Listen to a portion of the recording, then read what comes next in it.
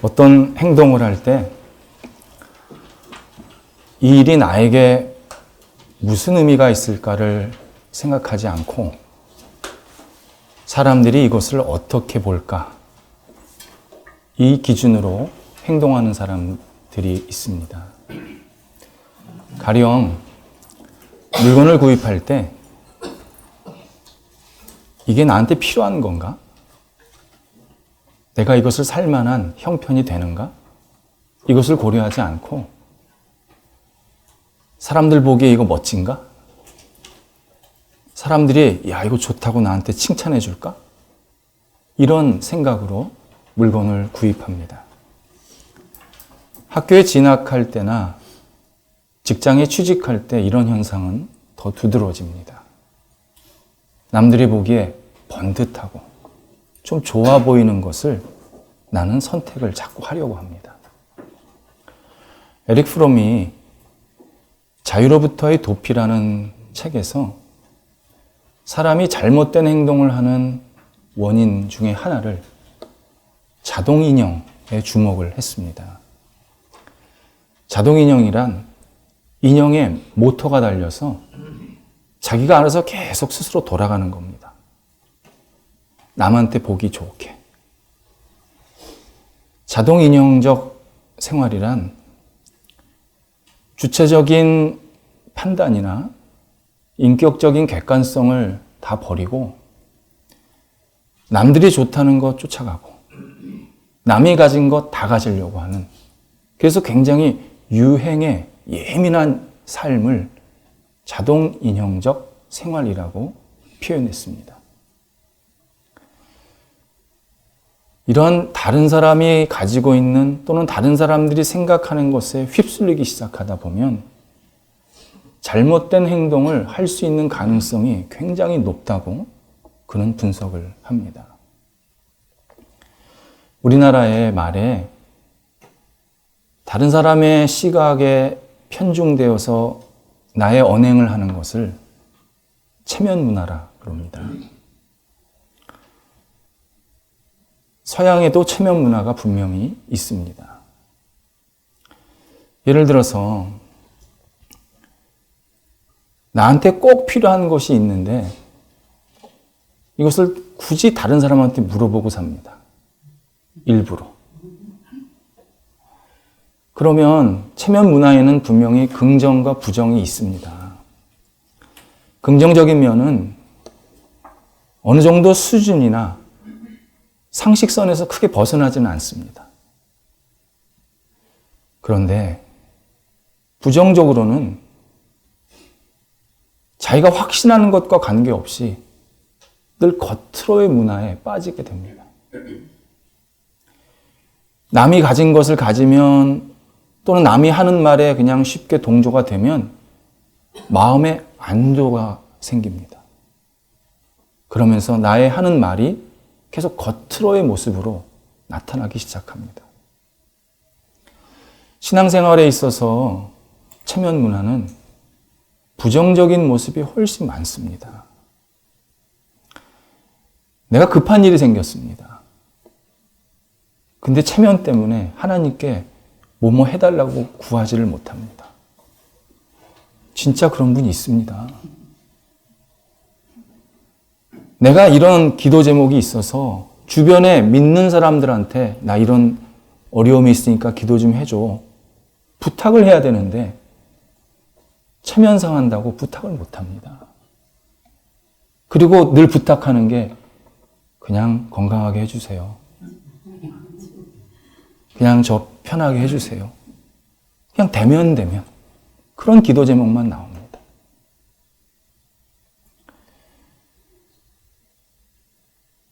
내가 가지고 있는 신앙, 믿음, 이것도 분명하게 체면 문화 때문에 말을 못할 때가 있습니다. 저는 기독교인입니다. 저는 하나님을 믿습니다. 이런 말부터 저는 기적도 믿습니다. 이런 확신까지도 사람들한테 자신 있게 말하지 못합니다. 왜? 다른 사람이 나를 어떻게 볼까? 나를 어떻게 생각할까? 거기에 굉장히 예민합니다. 미국에서 제가 한 교수님에게 이런 이야기를 들었습니다. 미국의 교수는 테뉴어라는 제도가 있습니다. 정년이 없는 종신형 교수입니다. 종신직입니다. 굉장히 어려운 관문입니다. 자기 친구 교수가 테뉴어 심사를 앞두고 심각한 병에 걸렸습니다. 본인을 비롯해서 가족들, 주변 사람들한테, 믿는 사람들 간절히 기도를 했습니다. 그리고 너무 감사하게도 그 병이 나았습니다.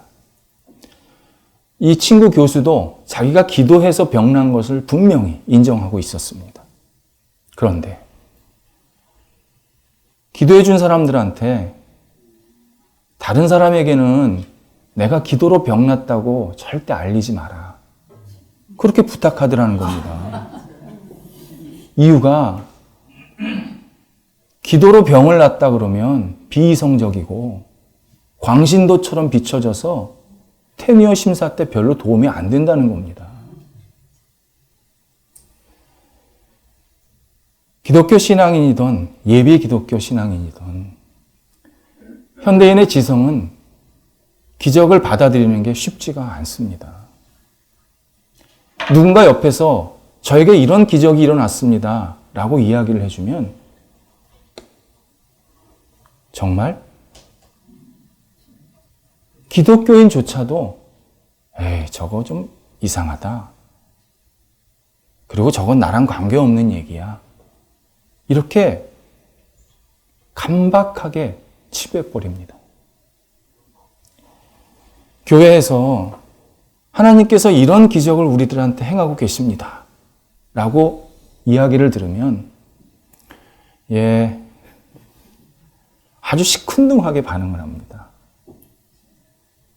그리고 나는 그런 기적에 별로 동의가 안 됩니다.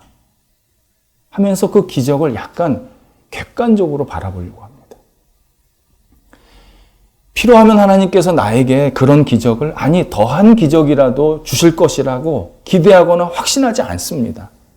그냥 기적이 일어났다 그러면 그런가 보다 이러고 넘어갑니다. 기적을 믿지 않는 교회는 인간의 모임에 불과합니다. 인간의 모임에 불과한 교회는 모든 일들이 사람의 기준, 계획, 절차대로 움직여야 그래야 교회가 잘 되고 있다. 그렇게 평가합니다. 하나님께서는 끊임없이 어떤 일을 이루시고 그리고 만드시기를 원하시는데 기적을 믿지 않는 교회는 그 일에 계속 걸림돌이 됩니다. 그래서 어떤 가치 있는 일을 하고자 할 때 그 일을 이루시는 하나님께 재정적인 것, 주변 환경적인 것을 간절히 함께 기도하지를 못하고 그 예산 얼마 들어요? 그렇게 예산 넣어서 그 효과 있는 건가요? 우리한테는 그만한 예산이 없습니다. 이런 말이 계속 반복적으로 등장합니다. 그런데 여러분, 기적은 분명히 있습니다. 분명히 하나님께서는 지금도 기적을 우리들에게 보여주십니다. 하버드 대학교의 의과대학 신경외과 교수인 이분 알렉산더라는 분이 몇 년 전에 나는 천국을 보았다 라는 제목으로 2년에 걸쳐서 2권을 출간을 했습니다. 이 책이 20주가 넘게 미국 전역에서 제일 많이 팔리는 베스트셀러가 됩니다. 이 책이 화제가 된 이유는 이 교수가 세계적인 뇌과학자입니다. 그런데 인간의 영혼이나 사후세계를 절대 믿지 않는 철저한 무신론자의 진화론자였습니다. 이분이 40대 후반 때 갑자기 이유를 알 수 없는 박테리아성 뇌막염에 걸려 사경을 헤맵니다. 그리고 순식간에 의학적으로 죽었다고 얘기하는 코마 상태. 그냥 더 이상 살 수가 없다. 이 상태로 판명이 납니다. 그러니까 가족들이 막 당황을 합니다. 이게 왜 이런 일이 벌어졌냐. 그렇게 당황한 딱 일주일 만에 다시 살아납니다. 근데 이 일주일 동안에 너무 생생하게 하나님과 천국을 경험한 겁니다. 그리고 그 경험을 자신의 책으로 2권이나 내게 되었습니다. 그의 결론은 명확합니다. 많은 사람들이 하나님을 믿는 신앙, 기적은 과학과 배치되고 모순되는 일이라고 생각한다. 그러나 나를 비롯한 그 많은 사람들의 생각은 분명히 틀렸다. 성경에는 수많은 기적들이 등장합니다. 성경에 나오는 기적들은 굉장히 구체적이고 섬세합니다.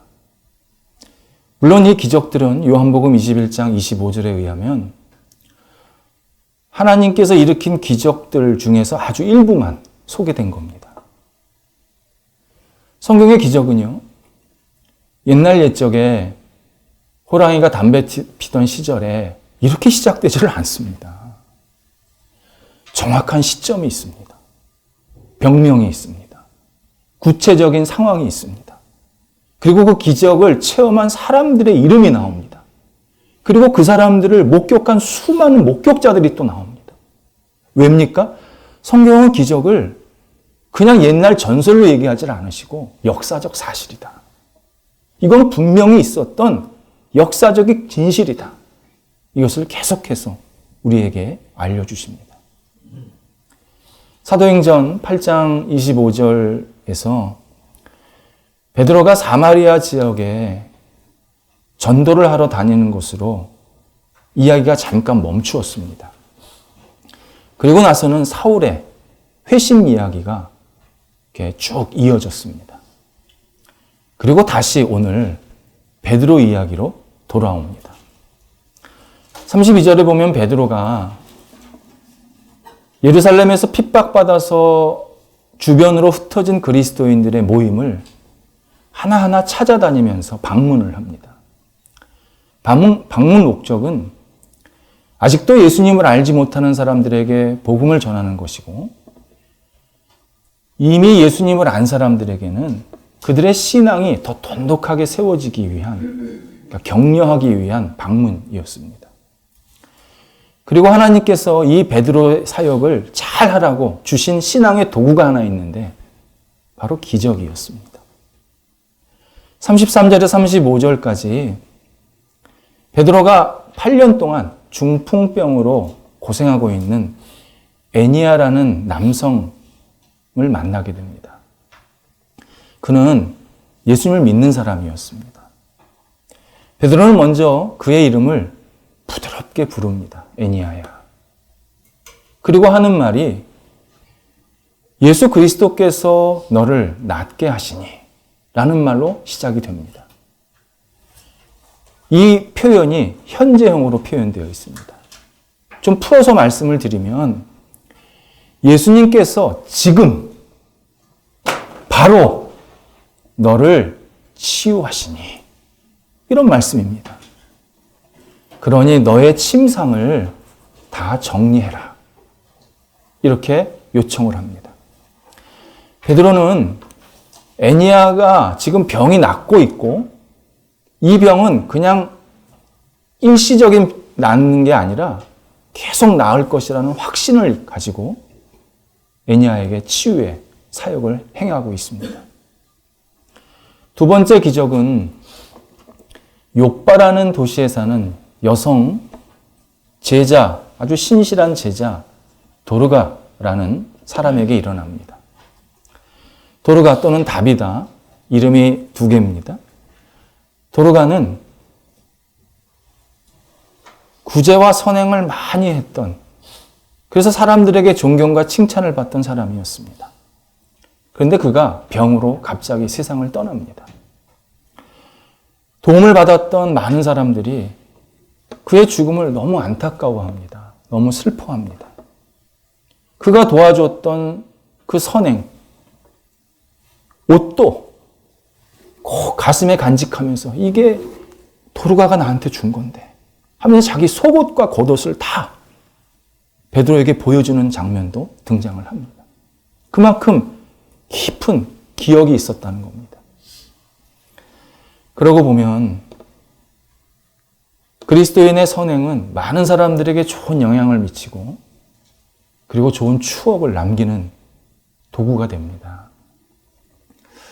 우리 사회가 개인주의적인 사회라 남을 돕는 것은 선택이고 돕지 않는 것은 당연한 것이다. 그렇게 생각하고 있습니다.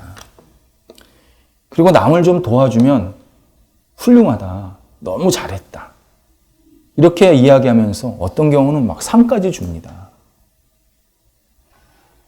하지만 한때 우리는 남 도와주는 것이 당연하고 남을 도와주지 않는 것이 좀 이상한 그러한 사회에 살았습니다. 제가 어릴 때도 그런 사회였습니다. 그런데 어느 시점부터 우리 사회가 굉장히 각박해졌습니다. 나 살기 바쁘다고 다른 사람은 쳐다보지 않는 것을 당연히 여기기 시작했습니다. 그러나 그리스도인은 선행에 굉장히 익숙해져야 될 사람입니다. 그리스도인의 선행은 단순히 선행으로 끝나지를 않고 하나님을 보게 하는 귀한 도구가 되게 합니다. 우리가 예수님을 사람들한테 전할 때 그 말로 전하는 것보다 선행을 통해서 보여주면 그들이 예수님에 대해서, 하나님에 대해서 굉장히 관심을 갖습니다. 저분은 뭔데 저렇게 행동을 할까? 훨씬 강력한 전도 도구가 됩니다. 성경은 믿음이 너희를 구원할 것이고, 그래서 믿음이 굉장히 중요하다, 굉장히 강조합니다.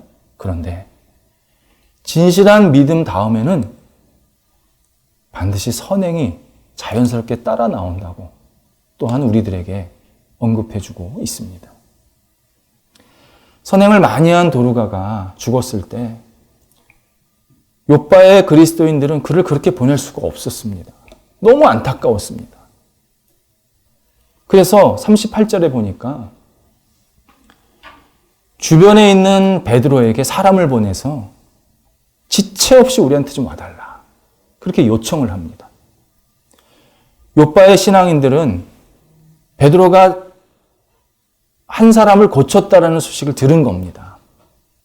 그리고 베드로가 우리한테 오면 도르가에게도 뭔가 좀 좋은 일이 생기지 않을까? 막 이런 기대가 있었던 겁니다. 만약에 욥바의 신앙인들이 베드로의 기적을 들었으면서도 그거 우리랑 상관없는 얘기야. 이렇게 반응을 했다면, 또는 베드로가 중풍병은 고칠 수 있었지 모르겠지만 죽은 사람을 어떻게 하겠어? 이렇게 판단을 했다면 욥바의 신앙인들은 기적을 체험할 수가 없었습니다. 그렇다면 욥바의 시민들은 예수님을 믿는 것이 어려웠을 것이고, 더 나아가서 예수를 믿는데도 시간이 굉장히 많이 걸렸을 거라는 예측이 우리에게는 가능합니다. 하나님은 하나님을 기대하는 사람에게 기적을 보여주십니다. 기적을 보여주면 하나님을 믿겠습니다. 성경은 그렇게 얘기하지 않습니다. 네가 정말 하나님을 진지하게 기대하느냐? 그러면 기적을 보여주십니다. 뿐만이 아닙니다. 하나님은 하나님을 바라보는 사람들을 너무너무 기뻐하시면서 기적보다 더한 기쁨과 감동까지 선물로 주십니다. 우리는 기적이 더 중요하다고 생각하지만 실제로 중요한 것은 그 기적을 넘어선 기쁨과 감동, 그리고 거기에서 나오는 구원의 감사가 훨씬 더 중요한 겁니다.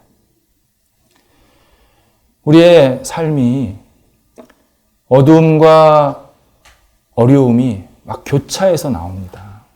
그래서 어떤 사람들은 삶을 비극이라고 얘기합니다. 그러나 하나님을 간절히 기대하는 사람은 삶이 기본적으로 기쁨입니다. 하나님을 기대하지 않으면 칙칙한 영화와 같은 인생을 삽니다.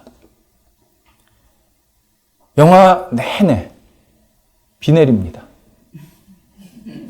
어둡습니다. 지저분합니다. 바람 붑니다. 햇볕이 한번 딱 쬐는데 영화 끝날 때 한번 딱 나오고 끝. 그런 비극적인 영화 인생을 삽니다. 그러나 하나님을 기대하는 인생은 환한 영화, 마음에 감동을 주는 영화 인생을 삽니다. 영화를 보는 내내 막 즐겁습니다. 그 다음 장면이 뭐 기대가 됩니다. 환합니다. 밝습니다. 가슴이 막 뭉클합니다. 보는 내내 막 힘이 납니다. 이야, 나도 저렇게 살고 싶다. 그러한 영화, 좋은 영화의 인생이 됩니다. 그래서 하나님을 기대하는 인생은 우울은 간주곡입니다. 기쁨은 주된 멜로디입니다. 슬픔은 사이드 디쉬입니다. 사이드 디쉬 아시죠? 있어도 되고 없어도 되는 거. 마음의 감동은 메인 디쉬입니다. 하나님께서는 끊임없이 우리에게 하나님을 바라보는 우리의 영혼을 기뻐하시면서 기쁨과 감동을 계속 부어주십니다. 그런데 한 가지 좀 확인해야 될 것이 있습니다. 나는 왜 하나님을 기대하는가?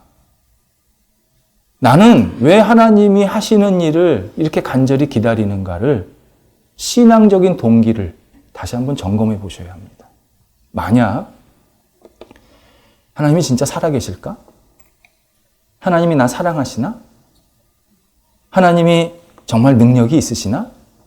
이런 마음으로 하나님이 하시는 일을 기대한다면 이분은 지금 마귀가 예수님을 유혹한 수단을 그대로 사용하고 있는 것입니다. 마태복음 4장에서 마귀가 예수님을 성전 꼭대기로 데려가서는 이 꼭대기에서 떨어져 봐라. 그러면 하나님이 너를 땅에 떨어뜨리지 않으실 거다. 이렇게 유혹합니다. 이때 예수님께서 단호하게 말씀하십니다. 주 너의 하나님을 시험하지 마라. 강력하게 책망을 하십니다. 내가 지금 하나님을 시험하는 마음으로 하나님을 기대한다면 그것은 잘못된 신앙의 동기입니다. 어떤 분은 기적이란 자연의 이치를 벗어나는 일이기에 일어날 수도 없고 일어나서도 안 됩니다. 이렇게 주장하시는 분들이 있습니다. 근데 한번 이렇게 생각해 보시기 바랍니다.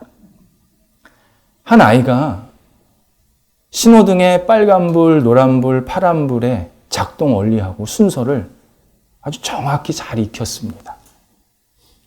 그리고 그 원리, 그 규칙을 잘 알아서 길거리를 늘 다녔습니다. 별 문제 없이 잘 다녔습니다. 그러던 어느 날 한 차량이 불빛을 번쩍이면서 요란한 사이렌 소리를 내고 교차로, 신호등, 차선과 관계없이 마구 질주를 해서 어딘가 가버리는 겁니다. 그렇다면 이 어린아이가 배운 규칙은 틀리거나 쓸데없는 겁니까? 아닙니다. 그 급한, 위급한 차가 당연히 있는 겁니다. 위급한 차는 당연히 필요하고 위급할 때 그 차는 그렇게 갈 수 있는 게 우리는 다 이해가 됩니다. 이것이 하나님의 기적을 이해하는 중요한 기본적인 태도입니다. 하나님은 특별한 이유가 있어서 기적을 일으키십니다. 하나님이 기적을 일으킨다고 자연의 법칙이 훼손되지 않습니다. 기적은 기적대로 일어납니다. 그리고 기적은 특별한 메시지를 주는 의미가 있습니다. 그 기적은 일반화되지는 않습니다. 하지만 기적은 굉장히 개별적이고 의미가 있고 그리고 한시적입니다. 그래서요, 내가 기도로 병 고침을 받았다고 너도 좀 아파봐, 그렇게 얘기하면 안 됩니다. 저 사람이 죽었다가 살아났다고 아니 나도 한번 죽어볼래, 이러면 안 됩니다. 그건 기적을 지금 잘못 이해하고 있는 겁니다.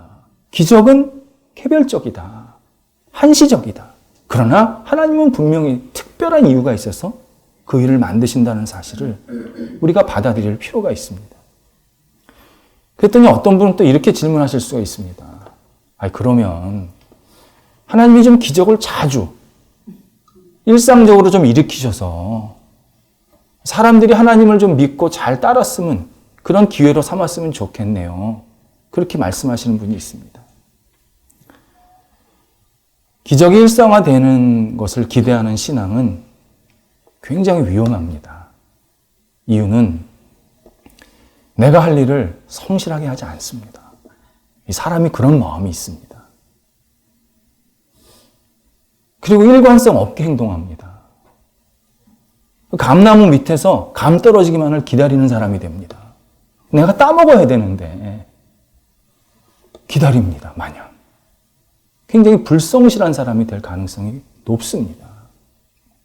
무엇보다 기적이 일상화된다고 사람들이 다 하나님을 믿고 예수님 믿는 거 절대 아닙니다. 오늘 본문이 그것을 잘 설명해 주고 있습니다. 35절에서 애니야가 중풍병에서 살아났을 때 그 지역에 있는, 루다에 있는 지역에 있는 모든 사람들이 애니야를 보았습니다. 그리고 모두 예수를 믿게 되었다. 그렇게 표현되어 있습니다. 42절에 보면 도르가가 죽었다가 살아났을 때 역시 롯바의 모든 사람들이 도르가를 알았습니다. 살아난 거를. 그런데 많이 믿었습니다. 모두와 많이의 차이입니다. 누가는 이것을 정확하게 우리한테 설명해 주고 있습니다. 도르가가 훨씬 큰 기적 아닙니까? 죽었다가 살아났는데. 그렇다면 많은 사람들이 믿은 게 아니라 모든 사람이 믿어야 되는 것이 맞습니다. 중풍병자도 나왔을 때 다 믿었는데. 그런데 믿지를 않았습니다. 그냥 많이 믿었습니다. 기독교 신앙은 사건의 문제가 아닙니다. 믿음의 문제입니다. 내가 하나님을 믿는 마음이 없으면 세상이 뒤집어져도 이건 우연입니다. 이건 어쩌다 일어난 일입니다. 나랑 관계없는 얘기입니다. 그런데 내가 하나님을 믿는 마음이 있으면 아주 사소한 것이라도 이건 놀라운 하나님의 솜씨입니다. 야, 어떻게 나를 아시고 이렇게 해주셨을까? 그 믿음이 하나님을 더 깊게 의지하고 바라보게 됩니다. 기독교 신앙은 내 앞에 엄청난 사건이 있다고 내가 신앙이 더 커지고 나에게는 평생 기적과 같은 일이 없다고 신앙이 작아지지 절대 않습니다. 결국 우리의 믿음이 하나님을 향하고 있느냐 아니면 세상을 향하고 있느냐, 하나님이 이 일을 하실 수 있느냐고 아니면 하실 수 없느냐, 이 믿음을 갖고 안 갖고의 차이가 우리의 신앙을 결정짓습니다. 엄밀히 말하면 우리는 모두 오랜 기적 속에서 지금 살고 있습니다. 세상의 모든 기적은 창세기 1장 1절 하나님이 무에서 세상을 창조하신 것에서부터 시작이 됩니다. 하나님이 세상을 창조하셨다는 것을 진지하게 받아들이면 다른 기적은 기적도 아닙니다. 죽었다가 살아나는 것? 아이고, 다 죽었다 다 살아납니다. 하나님이 세상을 창조하셨다는 사실을 진지하게 받아들이면 내가 사는 지금이 기적입니다. 아, 기적과 같은 세상에서 내가 지금 기적의 일부분으로 살고 있구나. 그렇게 고백할 수밖에 없습니다. 무엇보다도 최고의 기적이 있습니다.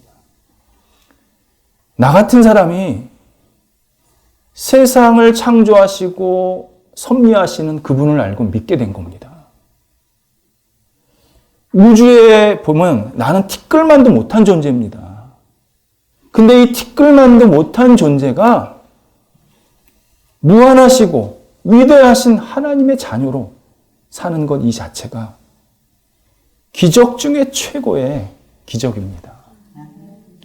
이 사실을 고백하면 내가 살아있는 것이 얼마나 감사한지 모릅니다.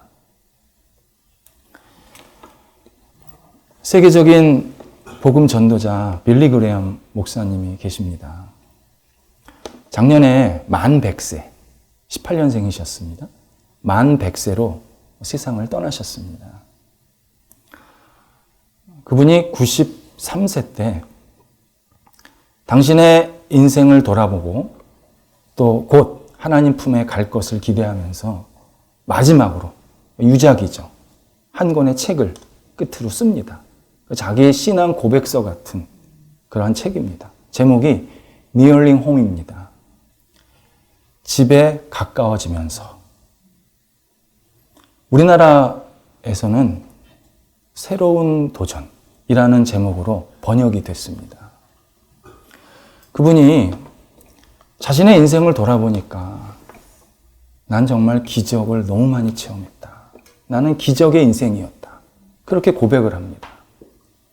그리고 어떻게 살아야, 어떤 태도를 가져야 인생을 기적처럼 대할 수 있을까를, 그 비결을 우리들한테 4가지로 정리해 주었습니다. 첫 번째는 시간을 하나님의 선물로 여겨라. 당신이 시간이 많이 남았다고 생각할 수도 있고 이제 곧 떠날 것이라고 생각할 수도 있는데 오늘 주신 시간은 하나님이 마지막 주신 선물이라 생각하고 기쁘게 살아라. 두 번째는 당신이 병이 들 때도 있고 퇴직할 때도 있고 뭔가 안 좋은 일이 생길 때가 있다. 그때 빨리 적응해라. 아, 옛날이요. 아, 내가 왕년에 이런 생각으로 자꾸 돌아보지 마라. 지금 빨리 적응해라. 지금 있는 일, 지금 있는 상황, 지금 나에게 온 이 일들을 빨리 적응할수록 기적을 체험한다. 세 번째가 어떤 판단을 할 때 감정적으로 결정하지 말고 현명하게 판단하라. 그런데 현명하게 판단하려면 꼭 하나가 있어야 된다. 미루지 마라. 나중에 결정할게요. 했다가 결정되는 건 맨날 후회더라. 내가 결정한 일이 생기면 기도하면서 되도록이면 빨리 결정해라. 그래야 하나님께서 계속 움직이신다. 네 번째로 당신이 어떠한 어려움이나 또는 변화가 생겼을 때 또는 여러 가지 일들을 하고 있을 때 반드시 잊지 말아야 한 가지는 하나님만 믿어라. 당신이 어떤 일을 오래 하다 보면 돈도 생기고 경험도 생기고 인맥도 생기더라. 목회자들 나도 그렇더라. 그런데 그때마다 하나님을 의지해야, 하나님을 굳건히 믿어야 하나님께서 당신을 통해서 기적을 일으키더라. 이것을 우리한테 권면해주고 있습니다. 우리 모두는 기적의 인생을 오늘도 살고 있습니다. 그리고 이 기적은 오직 믿음의 눈으로 볼 때만 우리가 하나님께 고백할 수 있는 그러한 하나님의 능력이 됩니다. 한 주간 또 우리에게 허락하신 시간. 어떤 분은 목사님 너무 1년이 빨라요. 이게 이렇게 눈도 안 감았는데 벌써 12월 달이에요. 옛날에는 눈 깜짝하면 12월 달이었는데 이렇게 눈 안 감고 여기 봤더니 벌써 12월 달이에요. 이러면서 마음에 굉장히 헛헛해 하시는 분들이 있습니다. 하나님을 다시 의지하고 오늘도 하나님이 나한테 주신 하루, 내게 주신 이런 환경, 사람, 만남, 그리고 교회, 하나님을 알 수 있는 이 믿음, 이곳에 감사하면서 매일매일 살아가면 하나님께서는 기적의 연속으로 우리를 선하게 이끌어 가실 것입니다. 기도하겠습니다. 하나님, 매일이 기적입니다. 정말 하나님의 은혜 없이는, 하나님의 도움이 없이는 우리가 이 자리, 이 시간까지 있을 수 없음을 고백합니다. 하나님, 베드로를 통해서 하나님이 사랑하시는 두 백성이 살아났듯이 저희들도 예수 그리스도를 통해서 날마다 살아나게 하여 주옵소서. 예수님의 이름으로 기도드립니다. 아멘.